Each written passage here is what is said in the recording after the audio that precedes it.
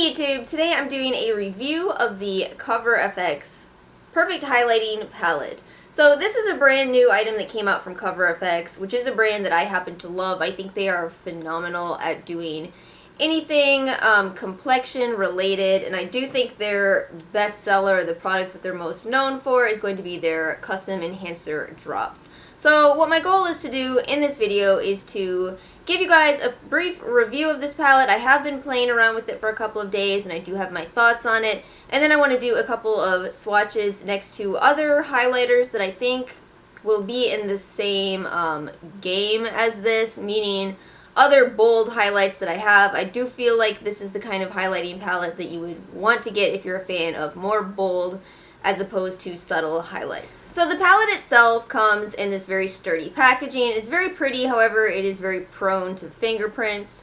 It is a great size in my opinion. It has a nice mirror inside of it that I don't want to show you, but trust me, it has a nice mirror. Only con with it is these powders are very powdery, so even on only using this palette about the past 4 days, there's been a lot of kick up and I had to clean it off today just to make it look presentable for you. So in this palette, you get a lot of CoverFX's best sellers. You get the shade Blossom, Prism, which I believe is new, but I think is meant to correspond to Halo. I'll do a side-by-side swatch later in this video.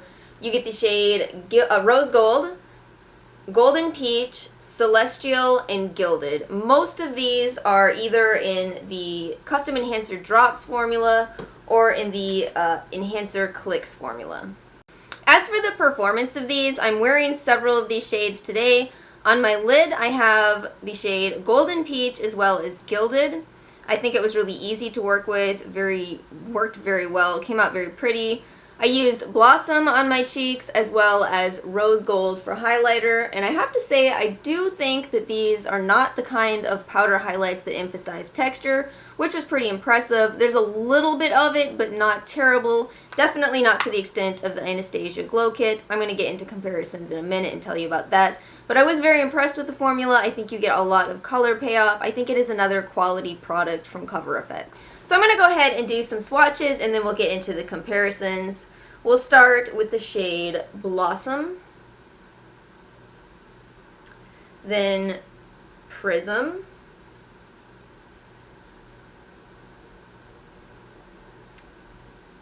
Rose Gold,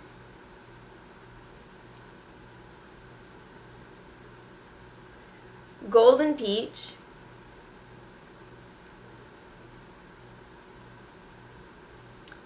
Celestial, and Gilded. So I want to show you guys some side-by-side swatches of each color compared to Anastasia colors, Becca colors, etc. So I want to start with the lightest color first, and that is going to be the new shade Prism. This right here is CoverFX Prism, and that right there is a swatch of Halo. You can definitely see the similarities. Obviously Halo's more bold. It is in the drop formula. But it does have that blue undertone to it that you have going on in Prism as well. Under that I have Becca's Pearl, which is definitely more of a neutral, almost slightly warm undertone. And then this is Anastasia Beverly Hills Snow, which I think this one is very, very chunky. Definitely the CoverFX one you can see from the swatch that it's more smooth. So next up I have the shade Celestial from the CoverFX palette. I went ahead and swatched the Moonlight Custom Enhancer drop above that, and that color is definitely very, very different. I don't think I realized how pink undertoned this was. This is Becca's Opal under it for comparison. This is definitely far, far more pink. So I went ahead and swatched the Lilac Geode from Becca, and I think that is actually going to be the closest, while this one is still a much more unique color. This is more like a basic pink. So up next is the CoverFX Rose Gold, which is really mostly a blend of all of these swatches that I have. It is definitely not the same as anything on my arm. This is Becca's Champagne Pop, which is more peach. This is Becca's Moonstone, which is almost that white sand kind of color. This is the Artist Couture Illuminati, which is a very glittery, almost variation on Champagne Pop. And then down here I have Amber Gold from Anastasia Beverly Hills. I think that is going to be the closest. but it does have that texture that I'm not actually a big fan of. So this is the shade Golden Peach from the CoverFX palette. I don't have anything that is quite like this. The closest I believe I can get is the Becca Blushed Copper. That's the closest, but it's definitely a copper tone and not more of this peachy pink color. And then just for another swatch, this is the Amber Sand color from Anastasia Beverly Hills, which is definitely not at all close to it. Okay, I switched arms because I'm getting too glittery on one arm. So this is the shade Gilded from CoverFX. It is definitely a very deep and rich gold. This is Laura Geller's Gilded Honey next to it, so you can see that's more of a true gold. And then this is Hot Sand from the Anastasia Beverly Hills Glow Kit, Ultimate Glow Kit. This is the darkest gold that I have, or had prior to getting this palette, so you can see this is definitely a very deep bronze gold. Alright, so last I'm going to go over the shade Blossom, which is that very, very pink highlighter. I would call this a blush topper. I don't have anything in my collection that is remotely similar to this.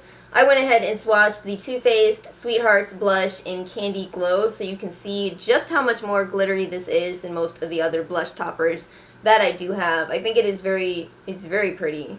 So my overall thoughts on this palette, I am really stunned that each one of these colors is somehow unique to my collection. The closest one being that Prism is very similar to Halo. Everything else is somehow strikingly different. I have a pretty big highlighter collection. To be honest, I thought I was going to get some dupes out of this, but they're all unique, and that makes me very happy. As for color payoff, I'm also impressed. I think this is a good in-between of the liquid, which I don't actually love for as bold as it is. It does have a tendency to emphasize texture. This is still very bold, but doesn't emphasize texture. I think this is a good in-between. I also wanted to touch on the size of the pans in this palette. CoverFX is selling this for $39 and saying it has a $79 value. But just so you know, each one of these pans are 3 grams in size. That compares most to the 2.4 grams that you get in the Becca minis. I'm sure you guys have at least one of these. As well as the Becca Jaclyn Hill. These are also 2.4 grams, so you're getting more product than those. However, it is not the same size as the Anastasia Glow Kit. Each one of these are 4.5 grams. I still think it'd be very hard to go through these. I think that you have plenty of product in the new CoverFX palette to not have to worry about running out. Overall, I like it a lot. I think it'll work on a lot of different skin tones. It definitely has something in here for everybody, and that's very thoughtful of CoverFX. Definitely something I like to emphasize how much I appreciate. I think anyone can enjoy this. I think it's unique. I do think I would recommend it, but only if you do like a more bold highlight. These are still not your subtle, everyday highlight. Alright guys, so that is my video. I want to make sure I say that I did buy this product with my own money. I'm going to post a link to it below in case you're interested in getting it, but it's not going to be an affiliate link. Just want to clear the air on that one. And if you guys did like this video, please do give it a like. Make sure you hit subscribe. Make sure you're entered into my giveaway, which is ending very soon. I'll link that below as well. And thanks so much for watching. Peace out, YouTube.